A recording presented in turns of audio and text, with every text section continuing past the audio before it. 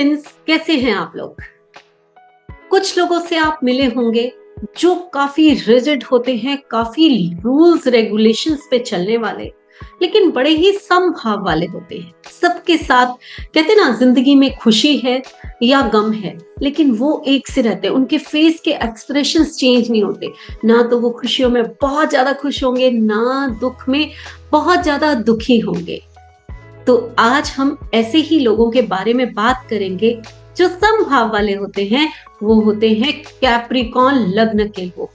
जब हम कैप्रिकॉर्न लग्न के बारे में आज बात करेंगे तो उनके बारे में बहुत सारी चीजों के बारे में बात करेंगे। कैसे होते हैं वो लोग, उनके बिहेवियर कैसे होते हैं, क्या सोचते हैं, ऐसे लोग करते क्या हैं, और उनका प्रोफेशन क्या होता है, यानी कि उनको करियर, कौन सा करियर वो चूज करे तो उनको ज्यादा फायदा होगा, ज्यादा प्रोग्रेस मिलेगी। और इसके साथ साथ एंड में मैं आप लोगों को रेमेडीज तो बताती हूँ हमेशा, उसके लिए आपको एंड तक वीडियो देखना होता है। और इसके साथ साथ उनकी मदर का नेचर क्या होगा, फादर का नेचर क्या होगा, उनको इन लॉज कैसे मिलेंगे, या फिर उनके स्पाउस का नेचर क्या होगा, क्या वो सुंदर होंगे कि नहीं होंगे। बहुत सारी चीजें इस वीडियो में हम कैप्रिकॉर्न लग्न के बारे में सुनेंगे। मैं Reena Khanna, numerologist, vastu consultant, tarot card reader and astrologer. Friends, जब हम बात करते हैं कैप्रिकॉर्न लग्न के बारे में, तो कैप्रिकॉर्न लग्न है क्या?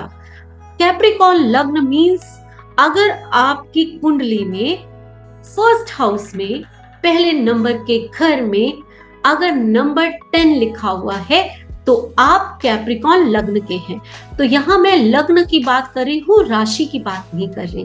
कुछ लोग चंद्र राशि की बात समझ के वो देखना शुरू कर देते हैं। ठीक है, कुछ बिहेवियर वैसा होगा, लेकिन यहाँ पर हम बात कर रहे हैं लग्न की। लग्न जो है, हम हमेशा ये कहते हैं कि लग्न जो है हमारी पर्सनालिटी क्या है, हमारा बिहेवियर कैसा होगा, हमारे मदर, फादर, भाई बहन, हमारा वर्क प्लेस, हमारे रिश्तेदार, हमारे इन-लॉज, हमारा स्पाउस, बहुत सारी चीजें यहाँ हम लग्न से बताते हैं। तो बहुत इंपॉर्टेंट है लग्न। आज हम बात कर रहे हैं कैप्रिकॉर्न लग्न के बारे में। अगर हिंदी में इसको बोले तो वृश्चिक लग्न के बारे में आज हम बात करें। फ्रेंड्स, सबसे पहले इनकी पर्सनालिटी में अगर हम देखें तो बड़े ही रूल्स एंड रेगुलेशन से चलने वाले हैं, क्योंकि कैप्रिकॉर्न का जो स्वामी है वो शनि है। तो अब आप जरा शनि के जितने भी एट्रीब्यूट्स हैं उनको याद कीजिए। बड़े फिक्स्ड विचारों वाले, आप इनको अपने विचारों से हिला नहीं सकते, रिजिड होते हैं थोड़े से। जो एक बार विचार सोच लिया, जो एक कहते ना एक मेथड बना लिया लाइफस्टाइल का, उसी पे ये चलेंगे। इनको बदलना बहुत मुश्किल होता है, लेकिन ये लोग बहुत ही एम्बिशियस होते हैं। इन लोगों को कर्म करना बहुत पसंद होता है। कभी भी लेजी रह के बैठ के ऐसे ही दिन गुजारना इनके बस में नहीं होता। ये हमेशा कुछ ना कुछ करना चाहते हैं और लाइफ में बहुत आगे बढ़ना चाहते हैं। जब हम शनि की बात करते हैं तो चीजें ये धीरे धीरे करेंगे। ऐसा नहीं है कि आप जो है जल्दबाजी में कोई काम कर ले, लेकिन बहुत ज्यादा सोचने वाले भी नहीं होते, क्योंकि कर्म प्रधान ये राशि है।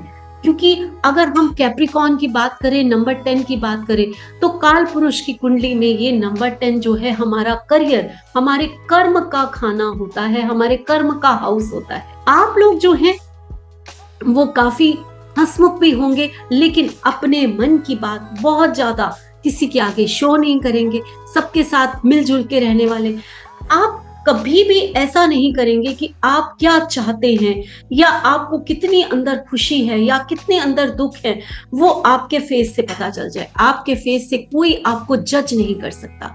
बड़े ही समभाव रखने वाले आप लोग होते हैं। थोड़े मेटेरियलिस्टिक तो होते हैं, और लाइफ में लग्जरी को पाने के लिए आप बहुत कुछ करना चाहते हैं। इसलिए मैंने कहा कि आप एम्बिशियस होते हैं।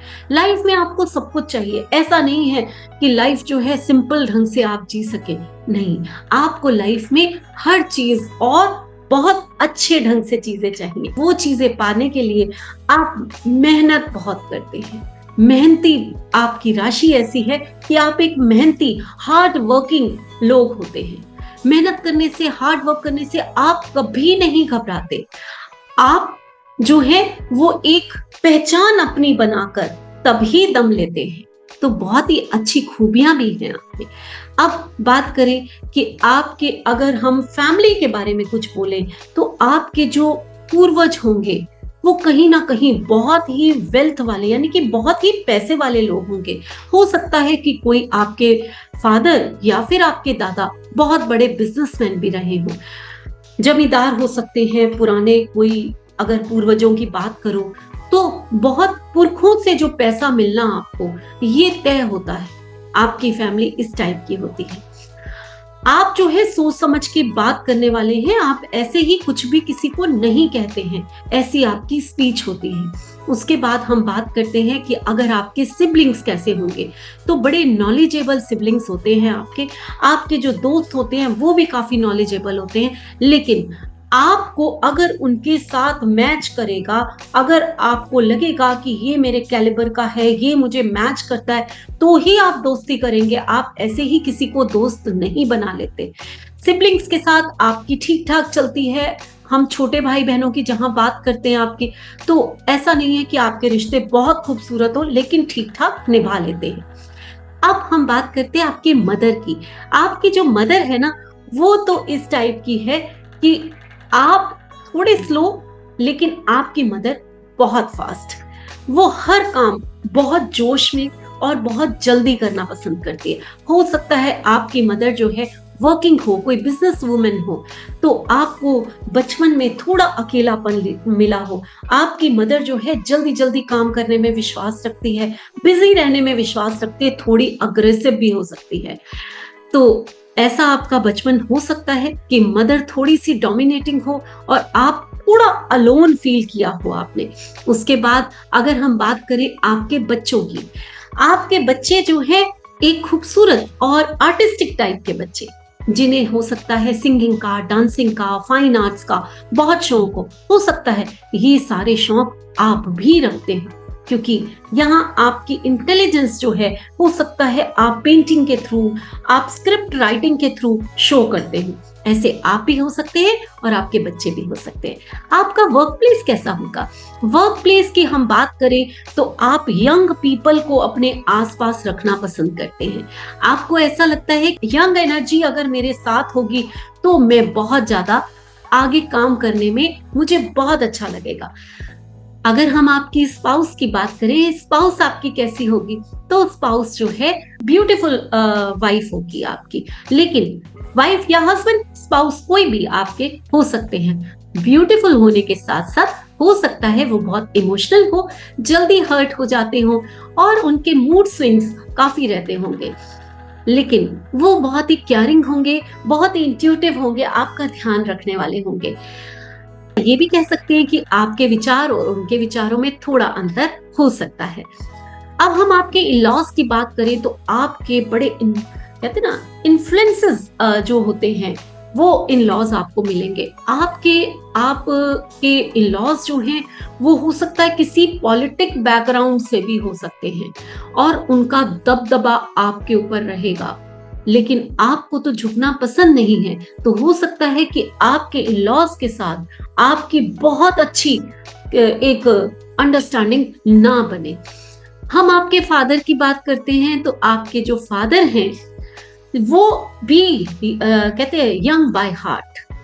वो उनको ऐसा लगेगा कि आप उनके बेटे हैं तो क्या हुआ, लेकिन मैं भी किसी जवान लड़के से कम नहीं हूँ, इस तरह के होंगे। और बहुत ही नॉलेजेबल होंगे, बड़े ही ओरिएटर हो सकते हैं, टीचर हो सकते हैं, प्रेजेंटेबल हो सकते हैं बहुत ज्यादा, एक अच्छे बिजनेसमैन या मार्केटिंग स्किल बहुत अच्छी हो सकती है उनकी।